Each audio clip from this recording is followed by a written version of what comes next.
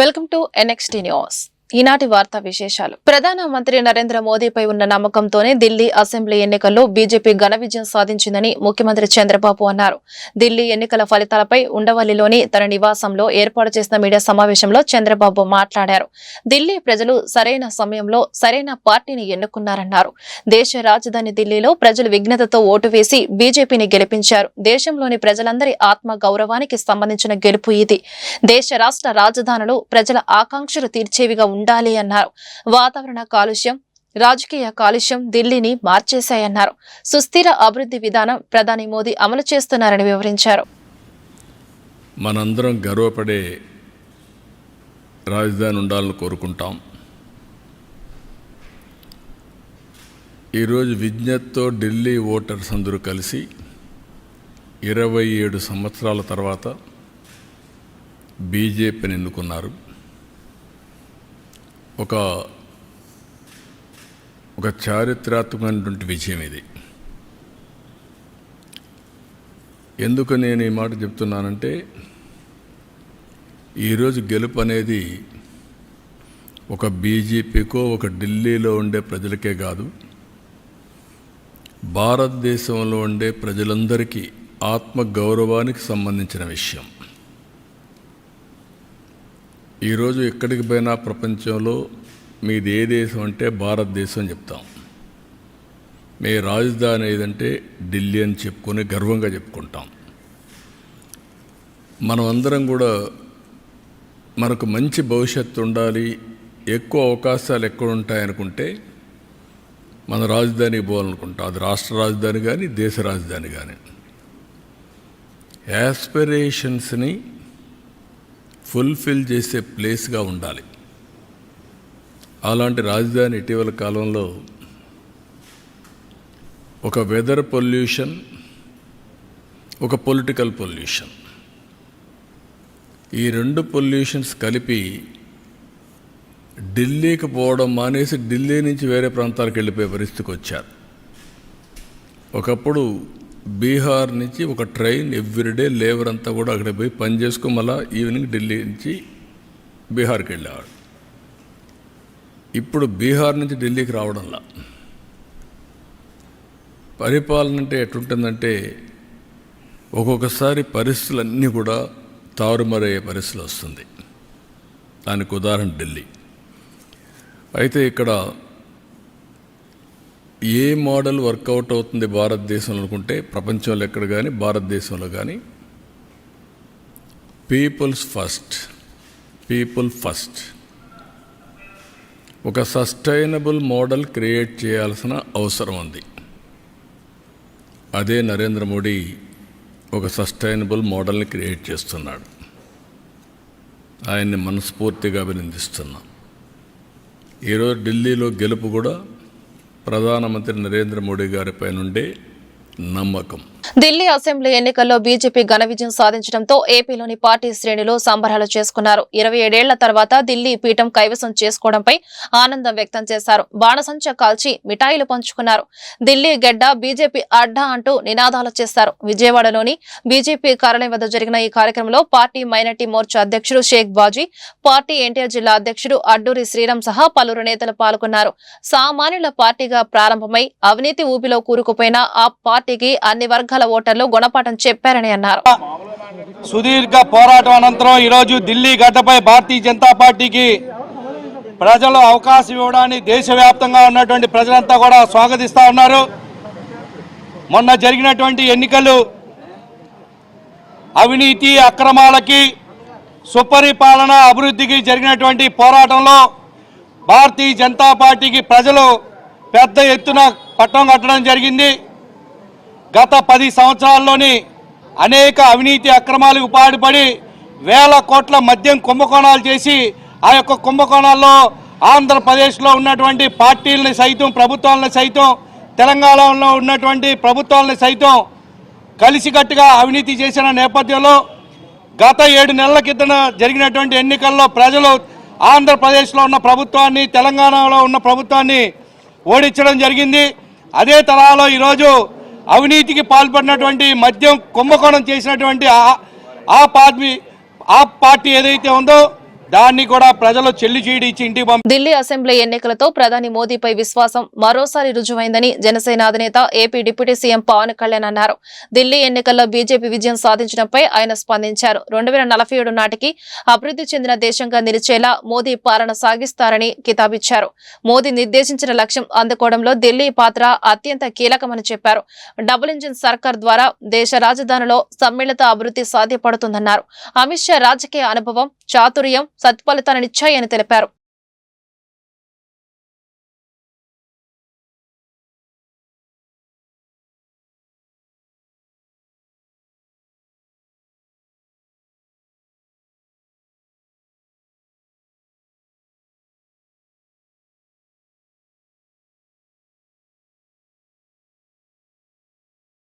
రాజకీయ జీవితం ప్రారంభించిన నాటి నుంచి ఈ రోజు వరకు ప్రజాక్షేత్రంలో ఓటమనదే ఎరుగలేదు ఆప్ కన్వీనర్. ఢిల్లీ మాజీ సీఎం కేజ్రీవాల్ తాజా ఎన్నికల ఫలితాల తర్వాత ఆ రికార్డు చెదిరిపోయింది.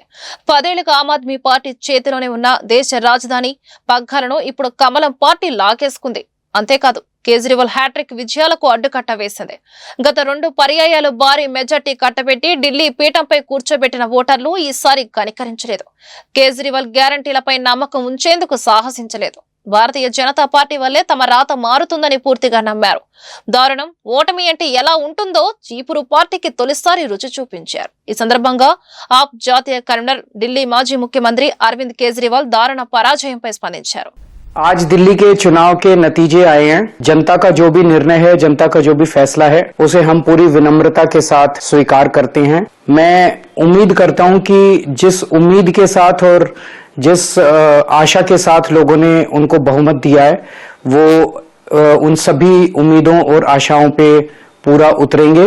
हमने पिछले 10 साल में जनता ने जो मौका दिया हमें, उन 10 सालों में हमने बहुत सारे काम किए। शिक्षा के क्षेत्र में, स्वास्थ्य के क्षेत्र में, पानी के क्षेत्र में, बिजली के क्षेत्र में और भी अलग अलग तरीके से लोगों को राहत पहुंचाने की कोशिश की उनकी जिंदगी में, और दिल्ली के इंफ्रास्ट्रक्चर को भी हमने सुधारने की कोशिश की।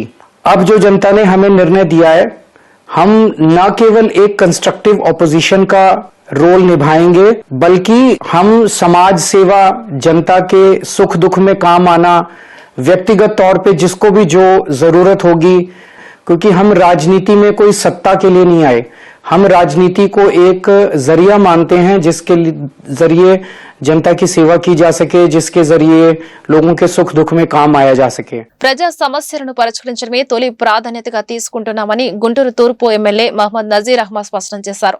ఇందులో భాగంగానే రాష్ట్ర ముఖ్యమంత్రి చంద్రబాబు నాయుడు ఆదేశాల మేరకు ప్రతి శనివారం ప్రజా దర్బార్ కార్యక్రమం నిర్వహిస్తున్నామని పేర్కొన్నారు. ఇక నుంచి ప్రతి వారం 3 డివిజన్లను ఒక యూనిట్ గా తీసుకుని ఆయా ప్రాంతాలకు వెళ్లి ప్రజా సమస్యలను తెలుసుకుని వాటిని అధికారుల దృష్టికి తీసుకెళ్లి పరిష్కరిస్తామన్నారు. శనివారం గుంటూరు తూర్పు ఎమ్మెల్యే కార్యాలయంలో సమస్యల పరిష్కార వేదిక ప్రజా దర్బార్ కార్యక్రమాన్ని ఎమ్మెల్యే నజీర్ అహ్మద్ నిర్వహించారు. ఈ సందర్భంగా తమ సమస్యను పరిష్కరించాలని కోరుతూ ఎమ్మెల్యేకు ప్రజలు విజ్ఞాపన పత్రాలు అందజేశారు. ఆయా సమస్యలను తక్షణమే పరిష్కరించాలని సంబంధిత అధికారులను ఆయన ఆదేశించారు. ఈ మేరకు ఎమ్మెల్యే మీడియాతో మాట్లాడుతూ కూటమి ప్రభుత్వం వచ్చాక గుంటూరు తూర్పు నియోజకవర్గంలో దాదాపు 8 కోట్ల రూపాయల మేర అభివృద్ధి కార్యక్రమాలు జరిగాయని, అర్హులైన వారందరికీ సామాజిక భద్రతా పెన్షన్లు అందించామన్నారు. అలాగే నగర శివారు కాలనీ ప్రాంతాల్లో మౌలిక వసతులు కల్పించామన్నారు. నిత్యం ప్రజలకు అందుబాటులో ఉంటున్నామని వివరించారు.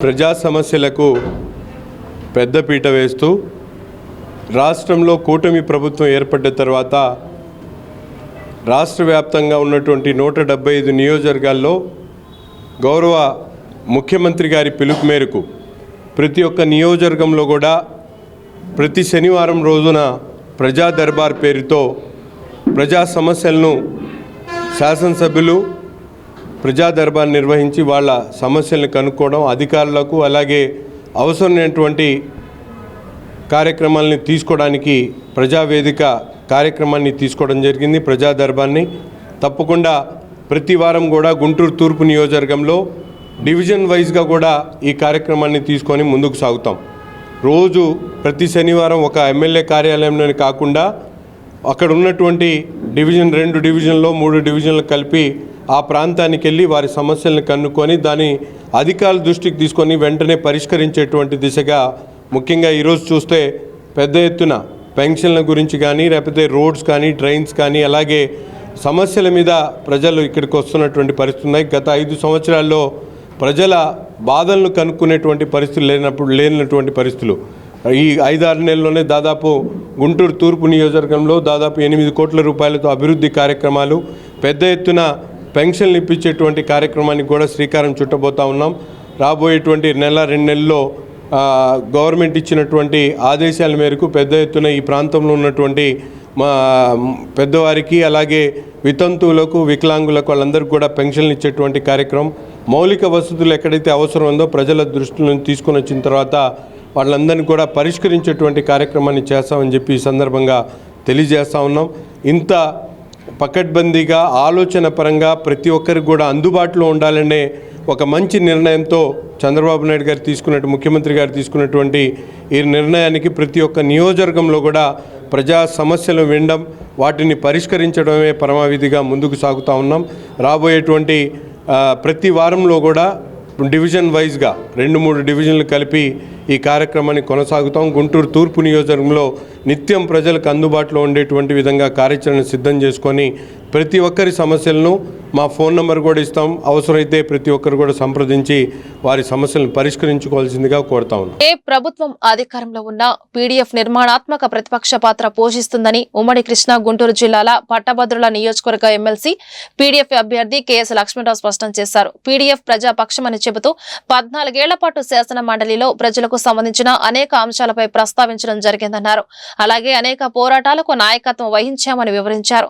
శనివారం గుంటూరులో ఏర్పాటు చేసిన మీడియా సమావేశంలో కెఎస్ లక్ష్మణరావు మాట్లాడుతూ పట్టభద్రుల నియోజకవర్గ ఎమ్మెల్సీ పీడీఎఫ్ అభ్యర్థిగా 10వ తేదీన నామినేషన్ వేస్తున్నట్లు తెలిపారు. ఈ సందర్భంగా వెంకటేశ్వర విజ్ఞాన మందిరం వద్ద నుంచి జిల్లా కలెక్టరేట్ వరకు భారీ ర్యాలీ కార్యక్రమం నిర్వహిస్తున్నట్లు చెప్పారు. ఈ కార్యక్రమాన్ని పట్టభద్రుల ఉపాధ్యాయులు, నిరుద్యోగులు విజయవంతం చేయాలని పిలుపునిచ్చారు. శాసన మండలిలో పీడీఎఫ్ ప్రతిపక్ష పాత్ర పోషిస్తుందని చెప్పారు. ఏపీలో నిర్మాణాత్మక ప్రతిపక్షం లేదని, ప్రభుత్వానికి సరైన సలహాలు ఇచ్చేవారే లేరని గుర్తు చేశారు. పీడీఎఫ్ తరపున నిరుద్యోగులు, ఉపాధ్యాయులు, ఉద్యోగుల గొంతుక వినిపిస్తామన్నారు. అన్ని రాజకీయ పార్టీల మద్దతు కోరామని, అందరి ఆశీస్సులతో విజయం సాధిస్తామని కెఎస్ లక్ష్మణరావు ధీమా వ్యక్తం చేశారు. 27వ తేదీన కృష్ణా గుంటూరు జిల్లాల శాసన మండలి గ్రాడ్యుయేట్ ఎమ్మెల్సీ స్థానానికి జరిగే ఎన్నికల్లో అనేక సంఘాలు, ప్రజా సంఘాల మద్దతుతో ప్రోగ్రెసివ్ డెమోక్రటిక్ ఫ్రంట్ పీడీఎఫ్ అభ్యర్థిగా నేను పోటీ చేస్తున్నాను. ఈ నేపథ్యంలో 10వ తేదీన, ఆ రోజు నామినేషన్ చివరి తేదీ, 10వ తేదీ సోమవారం నాడు నేను నామినేషన్ వేయబోతా ఉన్నాను. 10వ తేదీన ఉదయం శ్రీ వెంకటేశ్వర విజ్ఞాన మందిరంలో 10 నుంచి 12 గంటల వరకు సభ జరుగుతుంది. నన్ను బలపరిచేటటువంటి అనేక సంఘాలు, నాయకులు ఆ సభలో పాల్గొనబోతూ ఉన్నారు. 12 గంటలకి వెంకటేశ్వర విజ్ఞాన మందిరం నుండి కలెక్టర్ కార్యాలయం వరకు ర్యాలీగా వెళ్ళి ఈ నామినేషను వేయబోతా ఉన్నాను. ఈ నామినేషన్ కార్యక్రమాన్ని విజయవంతం చేయాలని మీ ద్వారా గుంటూరు జిల్లా ప్రజలకి, అలాగే అనేక ఈ నియోజకవర్గంలో ఇప్పుడు దాదాపు 6 జిల్లాలు ఉన్నాయి. 6 జిల్లాల మిత్రులకి, అలాగే వివిధ సంఘాల నాయకులకి, కార్యకర్తలకి, కార్మిక సంఘాల నాయకులకి, మేధావులందరికీ కూడా ఈ మీడియా ద్వారా నేను విజ్ఞప్తి చేస్తూ ఉన్నాను. ముఖ్యంగా 3 అంశాలు నేను ప్రస్తావించదలుచుకున్నాను.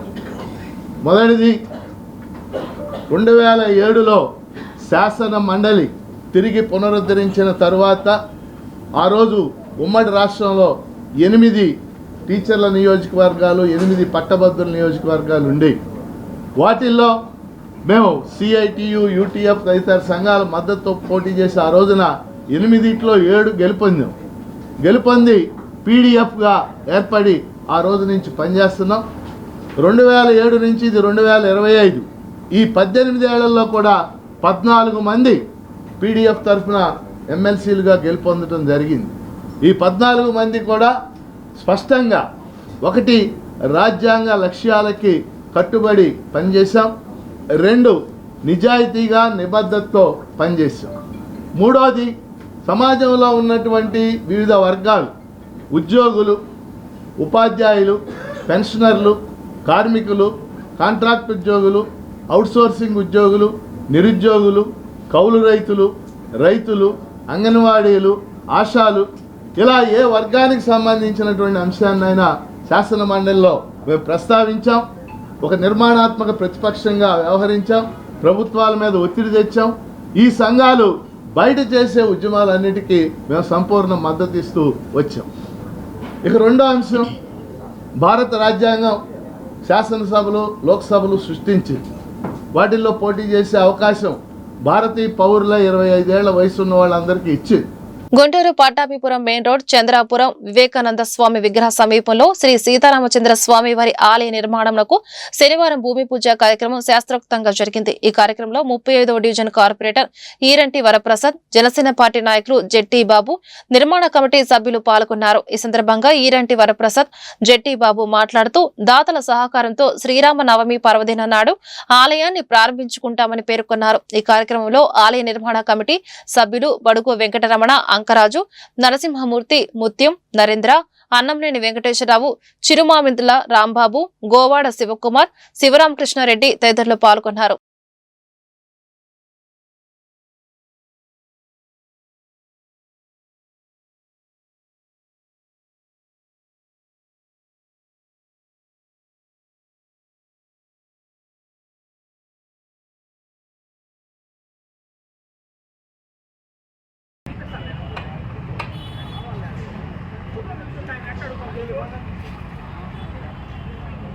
అందరికీ నమస్కారం.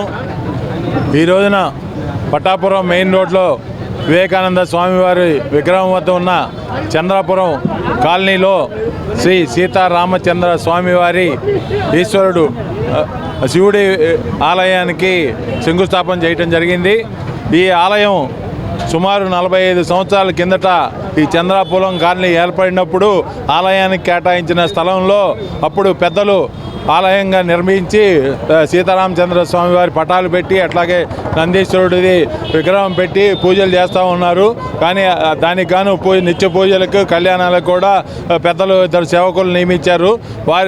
వారి బతికున్నంత కాలం ఆలయానికి నిత్య పూజలు, కళ్యాణాలు జరిగేది. కానీ వారు మరణించిన అనంతరం ఆలయం ఎవరిని పట్టించుకోక శిథిలావస్థ చేరుకుంటే మేమందరం కూడా స్థానిక పెద్దలు సహకారంతో పెద్దలు డాక్టర్ ఓవి రమణ గారి ఆధ్వర్యంలో మేము 9 మందితో ఒక కమిటీ ఏర్పాటు చేసుకొని కమిటీ సభ్యులుగా మన చిరుమామిలి రాంబాబు గారు, అన్నంనేని వెంకటేశ్వరరావు గారు, జెట్టి బాబు గారు, బడుగు రమణ గారు, ముత్యం నరేంద్ర గారు, అంకన్ రాజు, నరసింహ శర్మ గారు, అట్లాగే శివరామకృష్ణ గారు, శివకుమార్ గారు ఆధ్వర్యంలో కమిటీ ఏర్పాటు చేసుకొని మేము ఈ ఆలయాన్ని ఇవాళ శంకుస్థాపన చేయడం జరిగింది.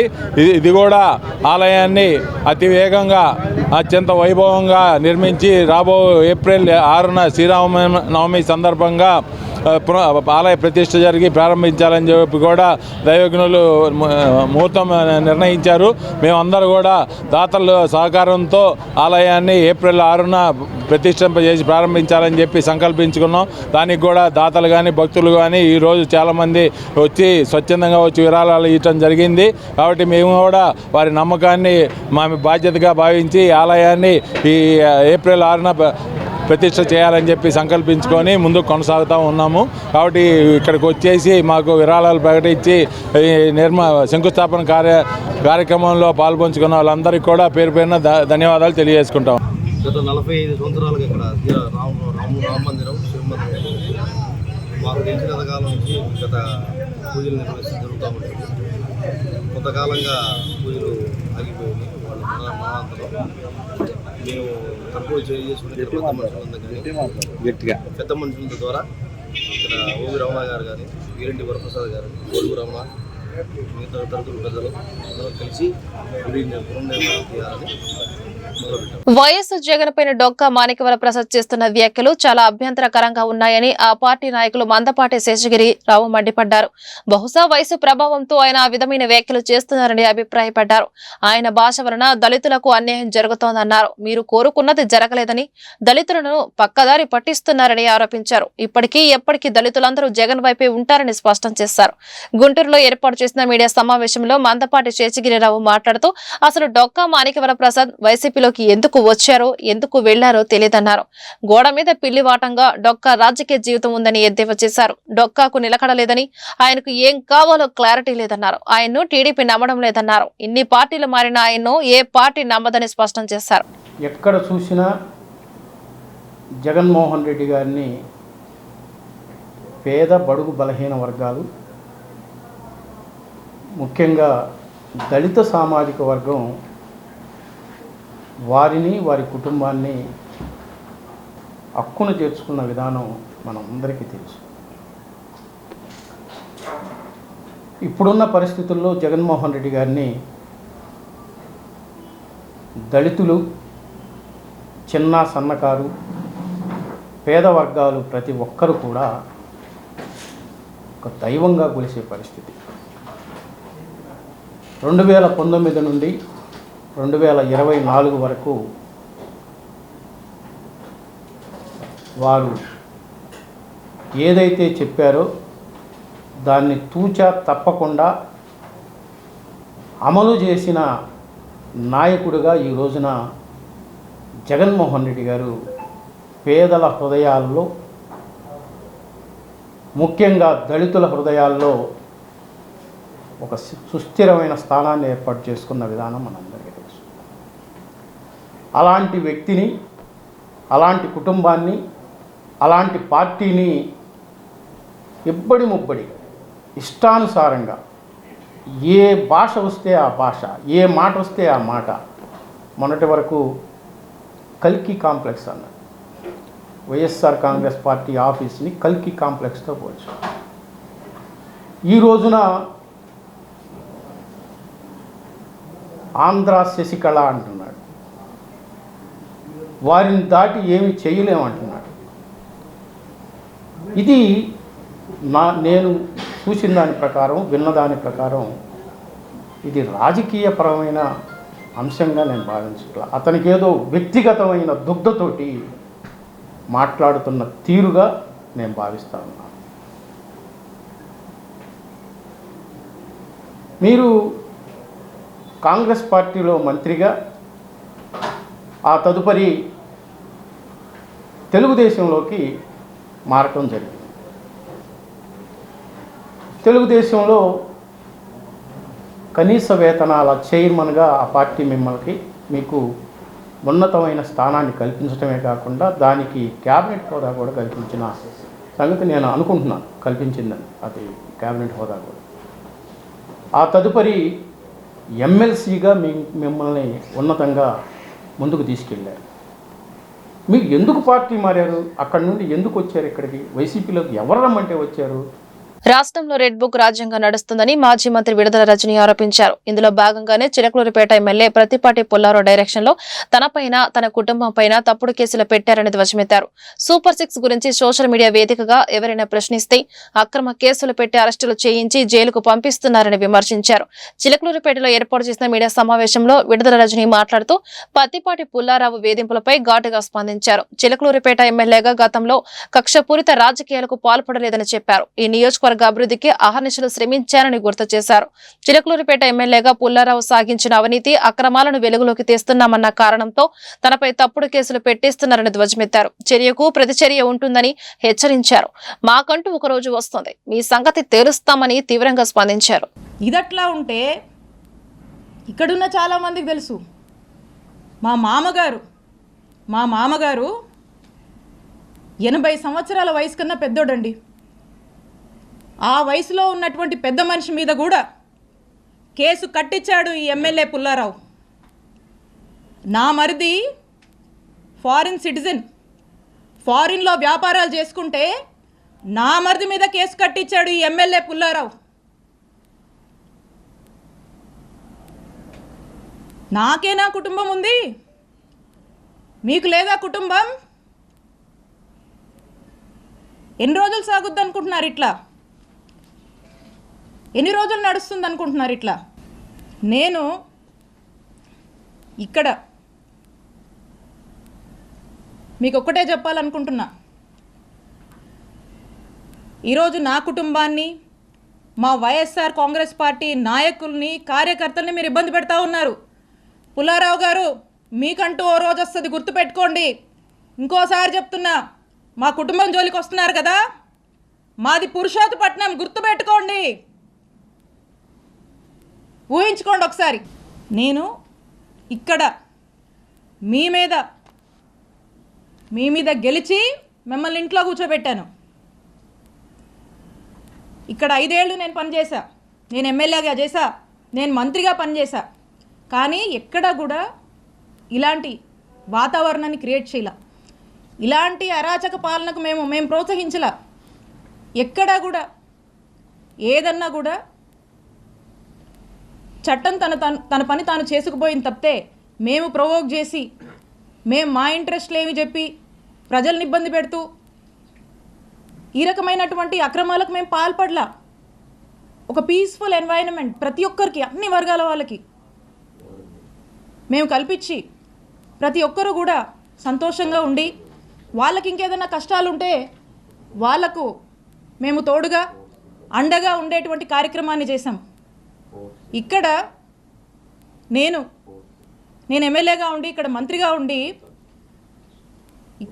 ఇక్కడ ఉన్నటువంటి ప్రజలకు కొన్ని వేల కోట్లతో గవర్నమెంట్ హాస్పిటల్ నిర్మాణం చేస్తే, ఈ రోజున మన చుట్టుపక్కల ఉన్నటువంటి నియర్ బై ఉన్నటువంటి జిల్లాల్లో వాళ్ళు కూడా, మనకి ఇటు ఉన్నటువంటి ఊర్లలో అందరూ కూడా చక్కగా కాంట్రాక్ట్ అవుట్సోర్సింగ్ ఉద్యోగుల నియామకాలను, జీతాల చెల్లింపు ప్రక్రియను ప్రైవేట్ ఏజెన్సీలకు అప్పగించే రాష్ట్ర ప్రభుత్వ నిర్ణయాన్ని ఉపసంహరించుకోవాలని కాంట్రాక్ట్ అవుట్సోర్సింగ్ ఎంప్లాయీస్ జేఏసీ జిల్లా chairman B Lakshmanarao, general secretary B ముత్యాలరావులు డిమాండ్ చేశారు. శనివారం బ్రాడేపేటలోని సిఐటియు నగర కార్యాలయంలో జరిగిన మీడియా సమావేశంలో వారు మాట్లాడుతూ 6వ తేదీన జరిగిన మంత్రివర్గంలో ఆప్కాస్ను రద్దు చేస్తూ పాత పద్ధతిలో కాంట్రాక్టర్లకు అప్పజెప్పాలని నిర్ణయం చేసినట్లు తెలిసిందని, ఇది సరైన నిర్ణయం కాదన్నారు. రాష్ట్ర ప్రభుత్వం ఉద్యోగులు, కార్మికులకు నష్టం చేకూర్చే విధంగా అనేక నిర్ణయాలు చేస్తుందని విమర్శించారు. ఈ విధానానికి వ్యతిరేకంగా కాంట్రాక్ట్ అవుట్సోర్సింగ్ ఉద్యోగులు, కార్మికులు ఉద్యమించాలని పిలుపునిచ్చారు. ఆంధ్రప్రదేశ్ రాష్ట్ర కేబినెట్ సమావేశంలో అవుట్సోర్సింగ్ కార్పొరేషన్ని రద్దు చేయాలని చెప్పేసి చర్చలు జరిగినట్లు పత్రికల్లో వచ్చింది. గతంలో ఇదే తెలుగుదేశం ప్రభుత్వం ఉన్నప్పుడు కాంట్రాక్ట్ అవుట్సోర్సింగ్ ఉద్యోగులకు సంబంధించిన జీతాలు చెల్లించే దానిలోనూ, పిఎఫ్, ఈఎస్ఐ చెల్లించే దానిలో కూడా తీవ్రమైన జాప్యం జరగటం, ఆ కార్మికులకి అన్యాయం జరగటం చూసాం. మళ్ళీ అదే దళారీ వ్యవస్థ వస్తే కాంట్రాక్ట్ అవుట్సోర్సింగ్ ఉద్యోగులకు సంబంధించిన జీతాలు నెలల తరబడి బకాయిలు ఉండటం, పిఎఫ్, ఈఎస్ఐ సక్రమంగా చెల్లించకపోవడం అనేటువంటి సమస్య మళ్ళీ ఉత్పన్నమైంది. అందుకని రాష్ట్ర ప్రభుత్వం ఒకవేళ అవుట్సోర్సింగ్ కార్పొరేషన్ని రద్దు చేసేట్లయితే మొత్తం రాష్ట్రంలో ఉన్నటువంటి కాంట్రాక్ట్ అవుట్సోర్సింగ్ ఉద్యోగులు, కార్మికులందరినీ పర్మనెంట్ చేయాలని చెప్పేసి JAC of state government contract outsourcing employees teachers workers federation demand చేస్తూ ఉంది.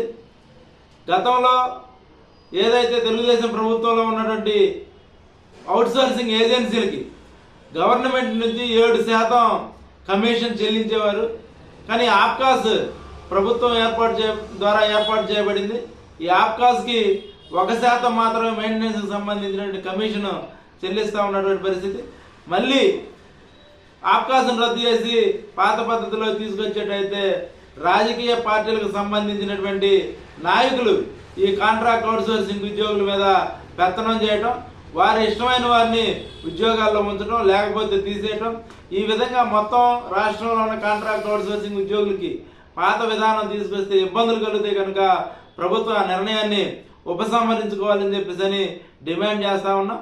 లేకపోతే రాష్ట్రంలో ఉన్నటువంటి కాంట్రాక్ట్ అవుట్సోర్సింగ్ ఉద్యోగులందరూ కలిసి ఈ ప్రభుత్వ నిర్ణయానికి వ్యతిరేకంగా రాష్ట్ర ప్రభుత్వం 6వ తారీఖు జరిగినటువంటి కేబినెట్లో ఆప్కాస్ను రద్దు చేస్తామనే పేరుతో వార్తలు రావడం జరిగింది. ఈ నిర్ణయం వెనక్కి తీసుకోవాలని చెప్పేసి జేఏసీగా మేము డిమాండ్ చేస్తూ ఉన్నాం. ఏదైనా ఒక వ్యవస్థని రద్దు చేసేటప్పుడు దాన్ని మెరుగైనటువంటి దిశగా తీసుకెళ్ళడం కోసం చర్యలు చేపట్టాలి.